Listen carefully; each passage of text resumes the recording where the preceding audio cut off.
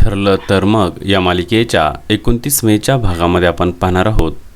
मधुभाऊच्या केसची सुनावणी सुरू असते त्यावेळी जज साहेब हे विचारतात, तुमचे वकील अर्जुन सुभेदार कुठे आहेत? आणि आपण पाहतो चैतन्य हा जजला उत्तर देतो, जज साहेब आम्हाला आणखीन थोडा वेळ द्या. तर तिकडे शाली ही अर्जुनचा शोध घेते एका अंधाऱ्या रूममध्ये जाते. तर त्या ठिकाणी अंकुश हा बेशुद्ध अवस्थेमध्ये असतो आणि हे पाहून सायली ही अतिशय घाबरते. तर इकडे कोर्टामध्ये नागराज, तन्वी हे मात्र खुश झालेले असतात आणि तेव्हा जज हे चैतन्यला बोलतात, कोर्ट आणखीन तुम्हाला जास्त वेळ देऊ शकत नाही. तर तिकडे आपण पाहतो सायली ही अर्जुनला तिथून सोडवते. तर इकडे कोर्टामध्ये आपण पाहतो चैतन्य हा जजला बोलतो, जज साहेब आम्हाला पुढची तारीख द्या. आणि त्याच वेळेस दरवाजातून आवाज येतो, त्याची काही आवश्यकता नाही.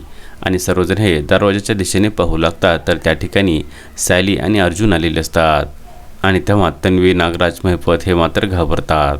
आता पुढे येणाऱ्या भागामध्ये आपण पाहणार आहोत अर्जुन हा कशा प्रकारे मधुभावना निर्दोष सोडवणार, त्याचबरोबर त्याच्यावर हल्ला केलेल्यांना शिक्षा करणार हे पाहणे अतिशय रंजक ठरणार आहे.